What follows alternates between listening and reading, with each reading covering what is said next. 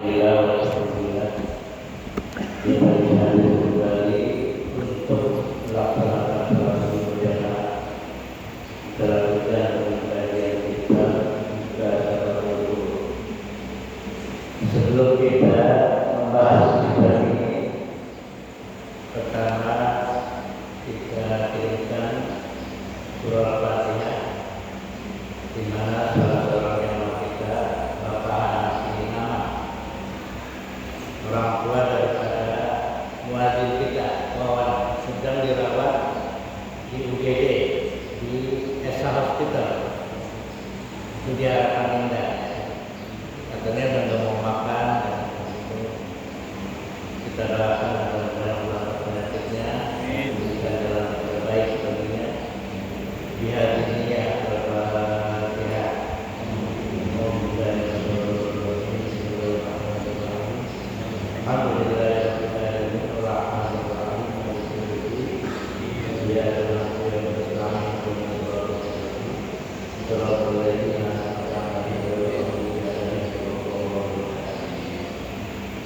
coba dibuka kitabnya halaman 174. Itu bab yang baru, al-bab bab yang ke-48 di fadhilul shalawat, tentang keutamaan salat lima waktu. Dan juga ini lupa, kemarin saya lompat ya 2 halaman lewat ya, memang tidak sengaja ya. Tidak sengaja, maka udah ini di samping itu terlalu semangat, jadi mestinya 1 lembar 3 lembar, nah itu jadi kelewatan. Kalau Allah Ta'ala Allah berfirman, inna sholata kanat 'alal mu'minina kitaban mawquta, yang artinya sesungguhnya sholat 5 waktu adalah bagi orang mukmin itu ada waktu-waktu tertentu. Jadi ternyata sholat 5 waktu itu subuh jam sekian, zuhur sekian, asar jam sekian, maghrib jam sekian, isya jam sekian, itu sudah sesuai benar dengan ritme tubuh kita ya, yang harus bergerak, di mana harus mengingat Allah dan lain sebagainya. Itu sudah dilakukan penelitian dan tujuannya, sehingga waktunya diatur sedemikian rupa ya.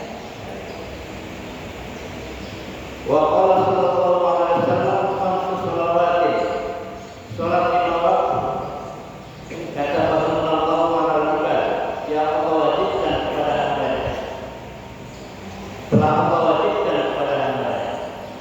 Faman ja'a bihinna, dan orang dan barang siapa yang mengerjakannya, wala yudhikirunna syai'an, dan tidak menyia-nyiakannya, tidak pernah ditinggalkan salat itu meskipun lagi sibuk atau dalam perjalanan atau sakit, istighfaran bihaqqihina, tidak menganggap remeh atau menganggap remeh hak salat, karena lalu maka Allah mempunyai janji kepadanya, ayyuh khilafu al-jannah, Allah akan memasukkannya ke surga. Salat 5 waktu pentingnya, jadi jangan sampai diremehkan, ditinggalkan atau menganggap sepele ya. Inilah salah satu ibadah yang tidak bisa dibadalkan, tidak bisa digantikan oleh orang lain. Nah, ini termasuk fardu ain. Wa man lam ya'ti bihinna, dan orang yang tidak melaksanakan salat 5 waktu ini, falaisa lahu wa'adu, maka Allah tidak mempunyai janji kepadanya, insya Allah, jika Allah menghendaki dia akan mengazabnya karena tidak salat. Wa insya Allah jannah, dan jika Allah menghendaki Allah akan memasukkan ke surga. Jadi karena Allah Maha Kuasa bisa memasukkan hamba-Nya atau mengazabnya kalau tidak salat, bisa juga memasukkan ke surga meskipun tidak salat, tapi itu jauh ya, di luar keadilannya, di luar keadilan. Ayo bilang jannah. Wa ma lam ya'ti bihinna, ayat wa qala sallallahu alaihi wasallam, masalus salawat al-khamsi, perumpamaan salat 5 waktu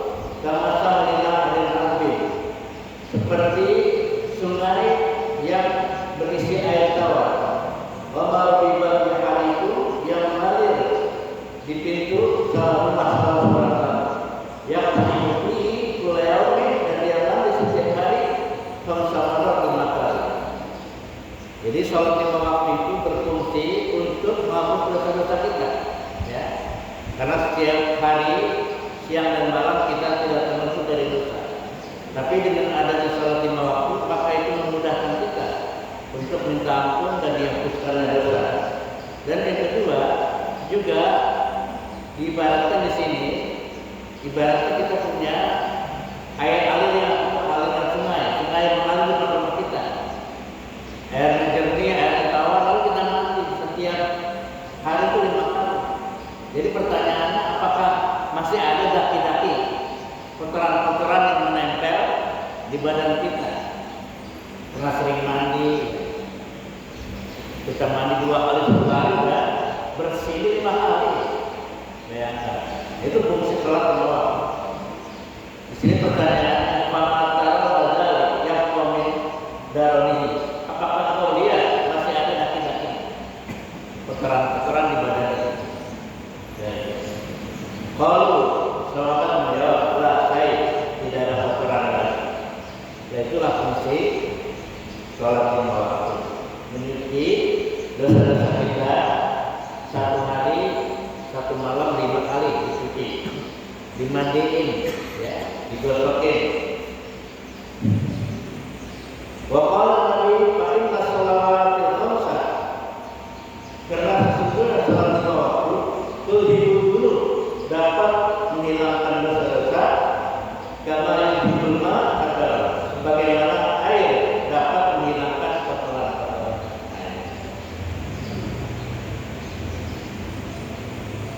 Tapi sebaliknya, orang yang tidak sholat, ya dia tetap kotor, ya, tidak bisa dihapuskan dosa-dosa. Wa qala sallallahu alaihi wasallam, inna sholawat kafaratu lima bainahuma.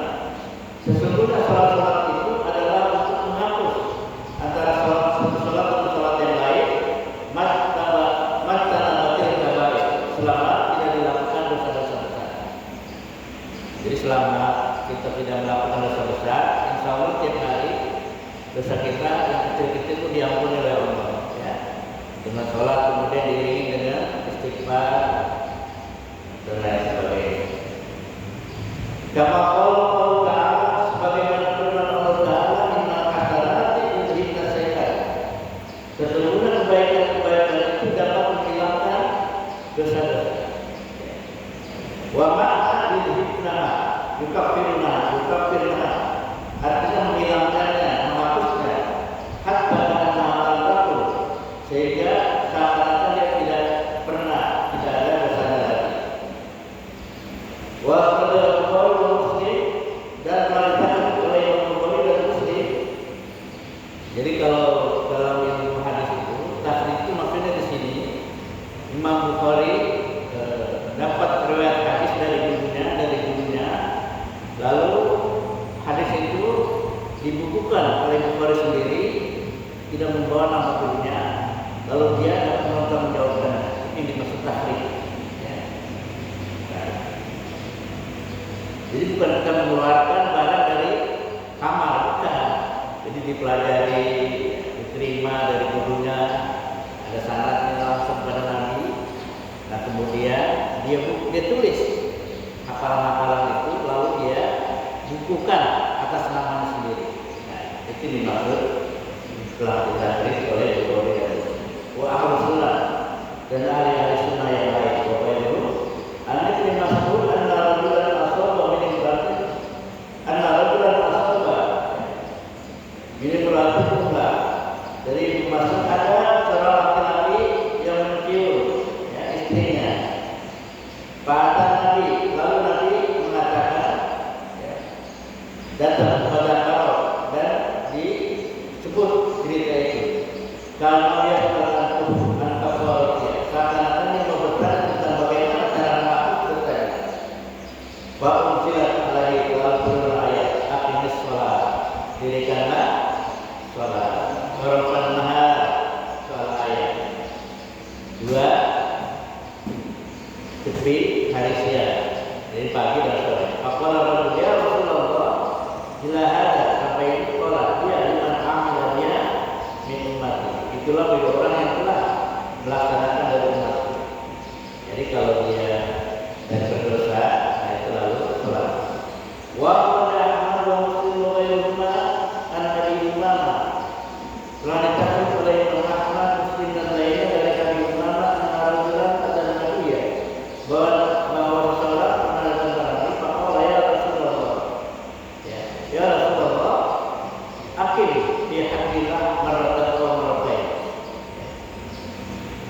Laksanakanlah kata-kata Allah, hukuman-hukuman Allah satu kali atau dua kali. Fa'arabu lalu dia tidak mau, semua primat sholat, lalu dirikan sholat. Falamma farido, ketika dia telah selesai sholat, qala aina rajul, mana orang itu? Qala ana, saya sendiri.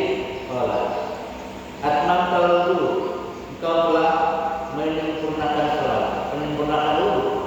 Wa shallaita ma'ana anita, dan kau baru saja sholat bersama kami barusan atau tadi. Qala na'am, jawab orang itu, ya, saya baru sholat jadi makmum kamu dan kau jadi imam, saya sholat bersama kamu. Qala fa innaka min khati'atika kayawmi waladun, maka kau telah dihapus dosa-dosa kamu seperti bayi yang baru lahir dari ibunya. Karena tidak ada dosa lagi, ya, kecuali dosa-dosa besar. Fala tu'id, tapi jangan kau tambah. Wa anzalallahu ilaihim ala rasulihi, karena itulah turun firman Allah, wa aqimus shalah tarafan dan dirikanlah salat dua bagian daripada siang, yaitu pagi dan sore. Ini betapa pentingnya salat lima waktu, jangan sampai ditinggalkan, betapapun sibuknya. Ya, kalau kita dalam safar, perjalanan jauh, pulang kampung dan sebagainya, itu ada istilah rukhsah, ada keringanan, ada jamaah takbir, jamaah takhir, ada jamaah qasar, termasuk lagi sakit, boleh rukhsah.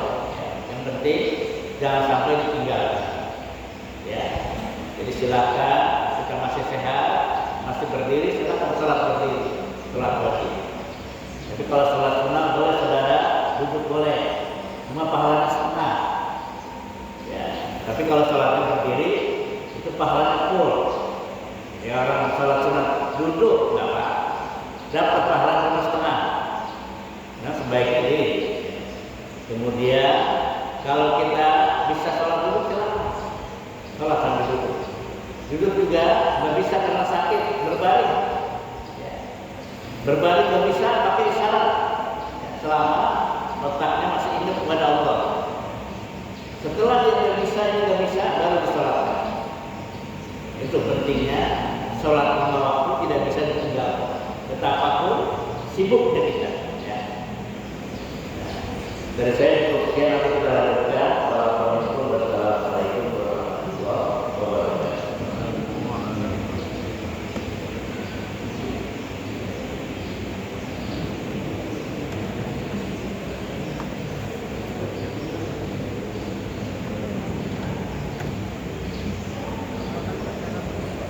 Sarapan. Nyarap. Ada. Sarapan. Salam.